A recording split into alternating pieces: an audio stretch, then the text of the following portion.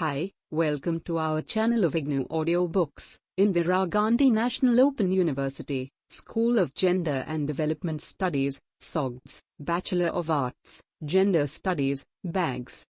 Semester 3. BGS 005 Issues of Gender and Development.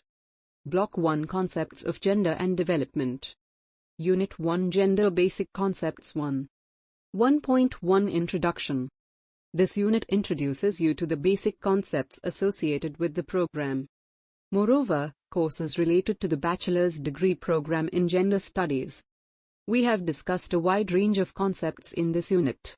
We have familiarized these concepts to be used frequently in the subsequent units of this course and other courses of this program. 1.2 Learning Outcomes. After studying this unit, you should be able define the basic concepts concerning the bachelor's degree program in gender studies, and explain the differences between the fundamental concepts. 1.3 Power. Power can be defined as the degree of control exercised by specific people/institutions/organizations over material, human, intellectual and financial resources. The control of these resources becomes the source of power. It is dynamic, relational, and exercised in the social, economic and political relations between individuals and groups.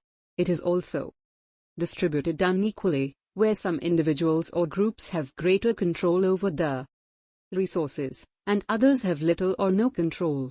Access to and control over resources determines the extent of power one exercises. Different degrees of power are sustained and perpetuated through social stratification like gender, class, caste, etc. 1.4 Subordination. According to Webster's dictionary, subordination means 1. Inferior in order, nature, dignity, power, importance, or the like. 2. To place in a lower order or class, to make or consider as of less value or importance. As to subordinate one creature to another. 3. To make subject, to subject or subdue, as to subordinate the passions to reason. 4. Placed in a lower order, class, or rank, holding a lower or inferior position. Women's subordination refers to social norms, culture and customs which maintain men as primary, superior and paramount, and women are secondary and subordinate to men. This excludes and restricts women from entering the public domain, making decisions independently and occupying positions. International Fourth Women's Conference in Beijing has said that there is no nation under heaven where women are not subordinated. Thus, women's subordination is a global phenomenon that results from the manifestation of the patriarchy. 1.5 Empowerment. Merriam-Webster Dictionary defines empowerment as giving official authority or legal power to the powerless, to promote self-actualization. It allows the people to come out of their subordination and deprivation and seek their entitlement. Srilata Bhatliwala defines empowerment as a range of activities from individual self-assertion to collective resistance, protest and mobilization that challenge basic power relations. For individuals and groups where class, caste, ethnicity and gender determine their access to resources and power, their empowerment begins when they not only recognize the systemic forces that oppress them but act to change existing power relationships. Empowerment is a process aimed at changing the nature and direction of systemic forces that marginalize women and other disadvantaged sectors in a given context. Asian activists define women's empowerment as the process and the result of the process of challenging the ideology of male domination and women's subordination, enabling women to gain equal access to and control over resources, material, human, intellectual, financial, and transforming the systems, institutions, family, education, religion, media, etc., and structures, legal, political, economic, social, through which the ideology and practice of subordination are reinforced and reproduced. Srilata Bhatliwala, The Meaning of Women's Empowerment, New Concepts from Action in Population Policies Revisited, Sen. 1.6 Discrimination. The term discrimination refers to differential treatment taken against a person/group because they belong to a specific class, caste, gender, etc., which is considered as lower in society. Discrimination is the differential behavior towards another group. It involves excluding or restricting members of one group from accessing opportunities available to other groups. Discriminatory behavior takes many forms and involves social, political, and economic exclusion. These disadvantages lead to different kinds of discrimination and injustice. Economic disadvantage may be seen as one of the root causes of discrimination. Unequal distribution of income gives advantages to the working classes over others. Apart from economic causes, people with socially despised sexualities and people suffering from different types of illness are also discriminated against. In this scenario, gender discrimination is more predominant. Gender encompasses elements of injustice stemming from society's dominant values. The devaluation of women in society leads to their discrimination. This discrimination manifests in dowry, son preference, sex trafficking, unpaid labor, abuse, nutritional deprivation, lack of education, lack of opportunities in the labor market, domestic violence, and other economic, social, and political disadvantages. This discrimination takes different forms in different contexts. In the US, race structures play an essential role in that women from disadvantaged races are paid low, have low status, do menial jobs, and are primarily in domestic occupations. In the Indian context, caste is also associated with this discrimination. The lower caste women have the triple burden of being a woman, hailing from a lower caste, and being poor. Contact of any kind through touching, having sexual relations, dining, drinking from the same well, and so on between institutionally upper caste and lower caste is socially not accepted. According to Arjun Deha, these discriminations and deprivations are multidimensional. For example, a landless female daily laborer of a scheduled caste is likely to be poor, illiterate, with poor health status, have little social capital, and find it challenging to exercise her constitutional rights. Her quality of life is less because of discrimination. The lower castes are segregated in space, and they are confined to the margins of the village. This distance and social disadvantage disadvantaged them socially, economically, and culturally. The upper caste formulated their demands by taking this disadvantage and fulfilling their interest. Furthermore, women are mostly deprived because of this inequality. The Constitution of India guarantees all Indian women equality, Article 14, no discrimination by the state, Article 15(1), equality of opportunity, Article 16, and equal pay for equal work, Article 39d. In addition, it allows special provisions to be made by the state in favor of women and children. Article 15(3) renounces practice derogatory to the dignity of women, Article 51a, e, and also allows for provisions to be made by the state for securing just and humane conditions of work and for maternity relief, Article 42. Despite these measures, women's discrimination in India is not routed out. Social commitment and political will have a significant role in uprooting the discriminatory practice against women. 1.7 Entitlement. Entitlement means the appropriate rights and claims. The right guaranteed by the law/statute provides specific benefits to disadvantaged groups. In the context of gender, women do not have access to and control over tangible and intangible resources, and their equal rights with men are deprived because of patriarchal norms.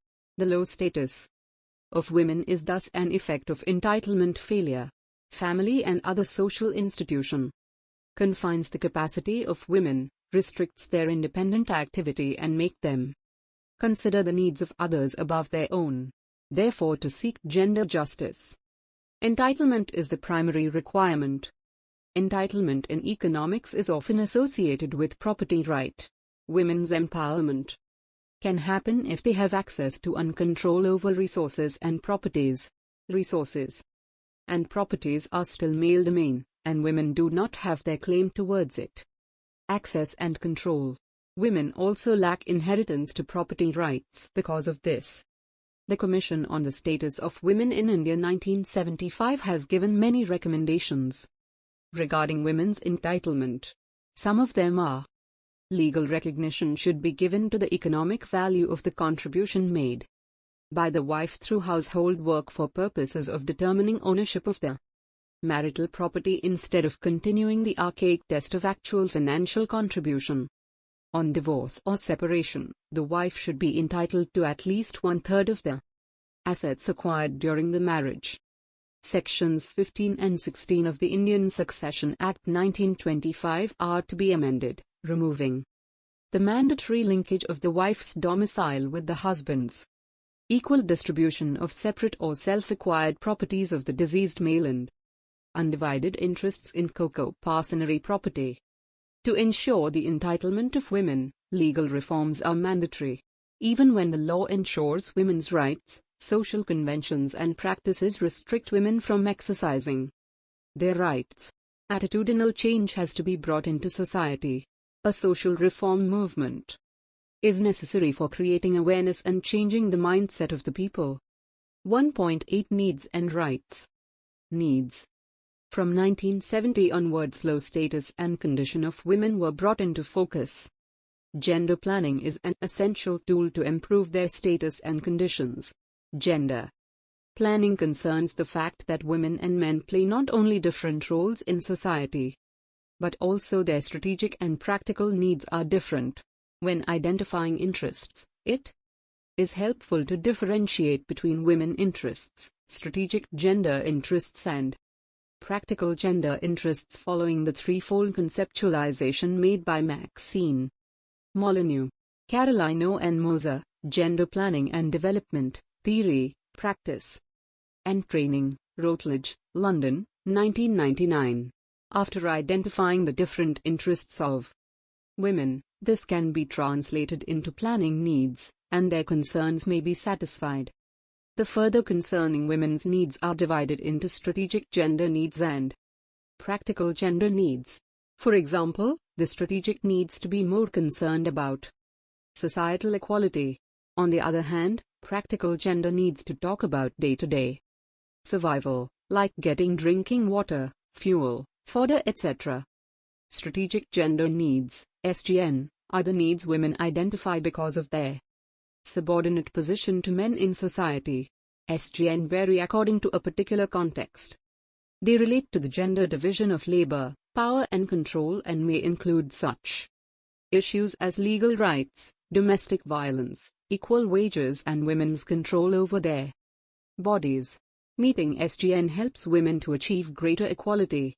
It also changes existing roles and therefore challenges women's subordinate position. Concerning practical gender needs, PGN, are the needs that women identify in socially accepted societal roles. PGN does not challenge the gender division of labor or women's subordinate position in society, although rising out of them. PGNs respond to an immediate perceived necessity identified within a specific context. They are practical and often concerned with inadequate living conditions such as water provision, healthcare and employment. Rights. The term women's rights refers to the freedoms and entitlements of women and girls of all ages. These rights may or may not be institutionalized, ignored or suppressed by law, local custom, and behavior in a particular society. These liberties are grouped and differentiated from broader notions of human rights because they often differ from the freedoms inherently possessed by or recognized for men and boys, and because activists for this issue claim an inherent historical and traditional bias against the exercise of rights by women and girls.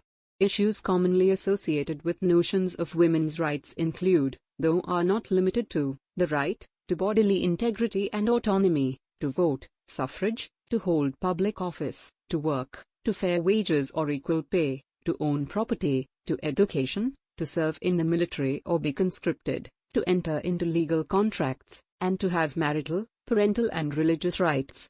Women and their supporters have campaigned and, in some places, continue to campaign for the same rights as men. 1.9 Women in Development, WID, The WID approach aims to integrate women into the existing development process by targeting them, often in women-specific activities. Women are usually passive recipients in WID projects, which often emphasize making women more efficient producers and increasing their income. Although many WID projects have improved health, income or resources in the short term, many were not sustainable because they needed to transform unequal relationships. A common shortcoming of WID projects is that they must consider women's multiple roles or miscalculate the elasticity of women's time and labor. Another is that such projects tend to be blind to men's roles and responsibilities in women's disempowerment.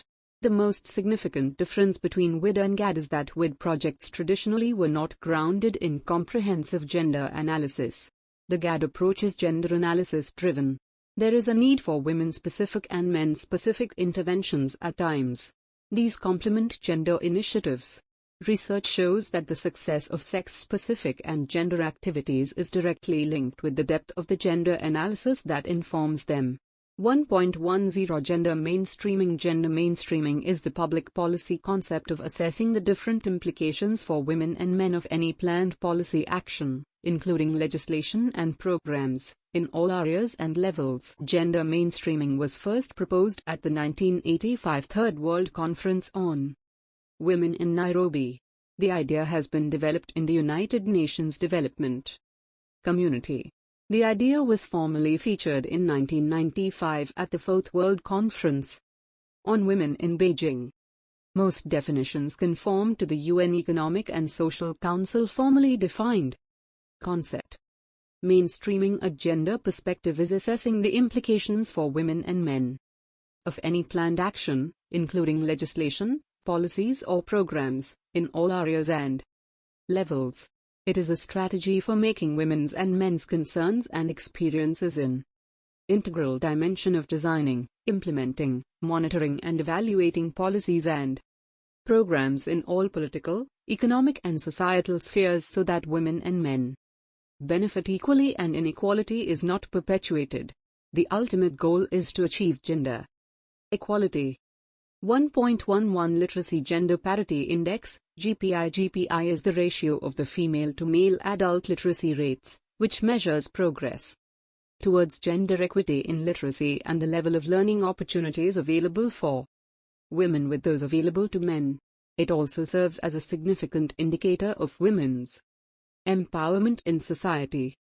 1.12 Gender and Development, GAD, which shares elements with the empowerment approach, gained popularity in the 1980s and attempts to address the loopholes of WID.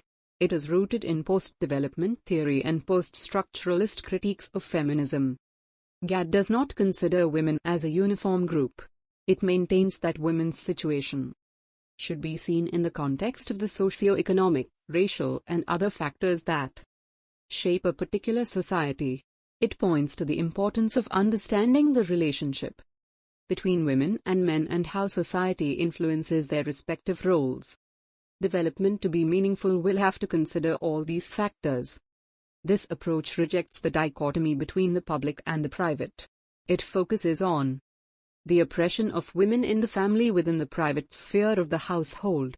It emphasizes the state's role in providing social services to promote women's emancipation. Women are seen as agents of change rather than passive recipients of development. The focus is on strengthening women's legal rights.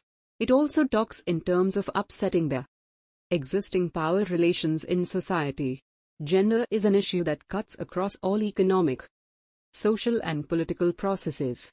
The GAD approach attempts to identify both the PGNs and SGNs of women that are closely related. 1.13 Gender Planning. Gender planning is the recognition of existing gender inequalities in society and helps to formulate policies to mitigate gender inequalities in society. It aims to improve the status and conditions of women by formulating appropriate policies and programs. The existing planning approach treats all as equal, and it will make a plan for all without considering the inequalities existing in society. Gender planning helps to expose, analyze, and resolve the inequalities existing in social, economic, cultural, legal and family structures. It initiates change processes to address inequalities in such structures and processes. 1.14 Gender budgeting. A budget is one of the most important instruments which reflect the government's economic policy. It can also be a powerful tool in transforming the economy at different levels of state, district or grassroots level of village panchayats. It reflects the government's choices to achieve economic and developmental goals. Of late, gender budgeting has emerged as a new process. This ensures the care for women's needs and priorities in the total budget. This has become an effective mechanism to bring about gender equity. A gender-responsive budget is a budget that acknowledges the gender patterns in society and allocates money to implement policies and programs that changes these patterns in a way that moves towards a more gender-equal society. Gender budget initiatives are exercises that aim to move the country in the direction of a gender-responsive budget. 1.15 Gender auditing. Gender auditing is the analysis of any government system and finance process. Gender auditing implies auditing the income and expenditure of governments from a gender perspective and analyzing the development process, including the process of legislation, guidelines, taxes and social development projects. It understands that policies have a differential impact on men and women by recognizing that the roles and responsibilities of men in society form the basis for gender auditing.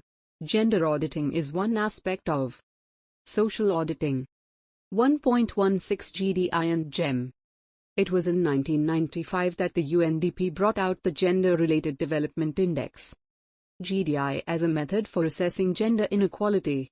The variables used in GDI are similar to those used for the Human Development Index, HDI, education, health and income. While the HDI measures average achievement, the GDI adjusts the average achievement to reflect the inequalities between men and women in the following dimensions. A long and healthy life is measured by life expectancy at birth, the adult literacy rate and the combined primary, tertiary and gross enrollment ratio measure knowledge. Estimated earned income, PPP US dollar, measures a decent living standard, focusing on women's opportunities rather than their capabilities. The Gender Empowerment Measure, GEM, captures gender inequality in three key areas: political participation and decision-making power, as measured by women's and men's percentage share of parliamentary seats; economic participation and decision-making power, as measured by two indicators: women's and men's percentage shares of positions as legislators, senior officials and managers, and women's and men's percentage share of professional and technical positions; power over economic resources, as measured by women's and men's estimated earned income, PPP US dollar. 1.18 Gender-blind approach. Gender-blind approach does not consider these differences existing between men and women, rather, it views men and women belong to the same category. Gender blindness refers to a failure to identify or acknowledge differences based on gender where it is significant. This approach does not recognize gender as an essential factor that determines the choices of men and women separately. Persuades, institutions, or policies based on this approach consider both men and women as a homogeneous category, and they become blind towards their differential needs. This approach does not question the existing norms and values that discriminate against women and focuses only on the development of communities, households, and the agricultural sector in general. Moreover, gender-blind policies display ignorance about the gender differences in the allocation of roles and resources and accept the universal norms of the society as such, which is patriarchal. Therefore, gender policies, even though meant for development, cannot be fruitful as they ignore the differences in resources, entitlements, opportunities, and influence between men and women. Women are hence left out and need to get benefits. 1.19 Rights-based approach. The rights-based approach aims at promoting and protecting human rights based on international human rights standards. It serves as a conceptual framework in the process of human development. Discriminatory practices, inequalities, and unjust distribution of power are some of the factors which serve as hurdles in the holistic and inclusive development process. A rights-based approach seeks to analyze these problems which impede development progress. Under a human rights-based approach, the plans, policies and processes of development are anchored in a system of rights and corresponding obligations are established by international law. This helps promote the sustainability of development work, empowering people, especially the most marginalized, to participate in policy formulation and hold accountable those who have to act. While there's no universal recipe for a rights-based approach, international and rights-based organizations have come together to fight for the rights of deprived and marginalized communities. 1.20 Strategic Gender Needs. Strategic gender needs are the needs women identify because of their subordinate position to men in their society. Strategic gender needs vary according to the particular context. They relate to gender divisions of labor, power and control and may include such issues as legal rights, domestic violence, equal wages and women's control over their bodies. Meeting strategic gender needs helps women to achieve greater gender equality. It also changes existing gender roles and challenges women's subordinate position. Strategic gender needs are those needs that are formulated from the analysis of women's subordination to men. While formulating strategic gender needs, it also considers the nature and structure of the relationship between men and women in society. It also considers socio-political cultural context. Deriving from these analyses, strategic gender needs to provide equality in society. On this, advocacy is being done to develop policies and programs to fulfill human rights. 1.21 Practical gender needs. Practical gender needs are the needs women identify in socially accepted societal roles. Practical gender needs do not challenge the gender division of labor or women's subordinate position in society, although rising out of them. Practical gender must respond to immediate perceived necessity identified within a specific context. They are practical and often concerned with inadequate living conditions such as water provision, healthcare and employment. Unlike strategic gender needs, practical gender needs are formulated from women's experiences.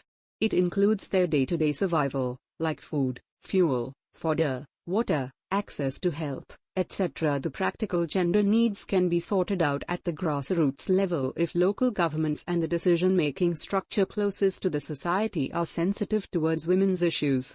As Molyneux has written, they do not generally entail a strategic goal such as women's emancipation or gender equality, nor do they challenge the prevailing forms of subordination even though they arise directly from them. As women, they have dual roles by managing household chores and earning. When the planners make policies to meet practical gender needs, they have to consider both women's needs concerning domestic as well as income-earning activities and also requirements of the community like access to health and sanitation, access to education, proper connectivity to essential services, opportunities to participate in community life. These needs concern not only the women but also the entire community needs. However, due to the gender division of labor, society imposes these activities on women.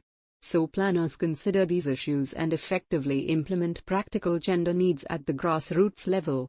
1.22 Gender analysis. Gender analysis refers to the variety of approaches and methods used to assess and understand the differences in the lives of women and men, girls and boys and the relationships between and amongst them, including their access to resources and opportunities, their activities, and the constraints they face relative to each other. It is a process that identifies the varied and different roles and responsibilities that women, men, girls and boys have in the family, the community, and economic, legal, political, and social structures. A gender analysis is an essential component of an overall analytical process that a successful development program of social change requires. It is a simple equation: if we do not fully understand the trends and dynamics that define and perpetuate gender inequality, a core dimension of labor exploitation, we will be unable to mount a successful strategy to promote gender equality and women's rights. Knowing key facts, labor market trends in the organized and unorganized sector, and power dynamics of women within the family, Institutions and society are critical factors for grounding the analytical and strategic work of gender equality and development programming in reality. It also helps develop a snapshot of that reality against which the impact of development programs and strategies can be measured. Gender analysis is a way of seeing/analyzing problems, situations and solutions with awareness of gender relations and identifying gender issues. The key elements of a gender analysis should include the identification of similarities and differences between men and women and amongst women. 1.23 Gender Gap Index. The Gender Gap Index assesses countries on how well they are dividing their resources and opportunities among their male and female populations, regardless of the overall levels of these resources and opportunities. By providing a comprehensible framework for assessing and comparing global gender gaps and revealing those countries that are role models in dividing these resources equitably between women and men, the index catalyzes greater awareness and exchange between policymakers. It examines 4 critical areas of inequality between men and women. 1. Economic participation and opportunity, outcomes on salaries, participation levels, and access to high-skilled employment. 2. Educational attainment, outcomes on access to basic and higher-level education. 3. Political empowerment, outcomes on representation in decision-making structures. And 4. Health and survival, outcomes on life expectancy and sex ratio. 1.24 Gender Policy. A gender policy is integral to all organizational policies, programs and projects. It involves building a culture that understands the issues and policies which respect diversity and gender-related concerns. A mere statement of policy and objectives does not ensure the concerns about addressing gender. To achieve the objectives, clear indicators must be defined to evaluate and assess the organization's commitment towards gender equity periodically. The policy seeks to ensure greater consistency of gender principles, policies and practices across the organization and to provide an accountability framework concerning gender, against which all staff can be accountable and against which the organization can audit itself. 1.25G The introduction in 1995 of the Gender-Related Development Index, GDI, and the Gender Empowerment Measure, GEM, coincided with growing international recognition of the importance of monitoring progress in the elimination of gender gaps in all aspects of life. While the GDI and the GEM have contributed immensely to the gender debate, they have conceptual and methodological limitations. In the 20th anniversary edition of the Human Development Report, the Gender Inequality Index has been introduced as an experimental index. It could be a better measure the existing inequalities. Just as the HDI continues to evolve, the Gender Inequality Index will also be refined. The Gender Inequality Index, GII, measures the achievement loss due to gender disparities in reproductive health, empowerment and labor force participation. Values range from 0, perfect equality, to 1, total inequality. The G, another experimental series, is unique in including educational attainment, economic and political participation, and female-specific health issues and accounting for overlapping national inequalities. It is thus a significant advance on existing global measures of gender equity. 1.26 Summary. This unit has introduced you to various concepts in gender as part of the various units in this course. Once you get a clarity about these concepts, you will find easy to understand gender and development issues clearly without ambiguity. Thank you for watching. We will see you in the next video with the next chapter.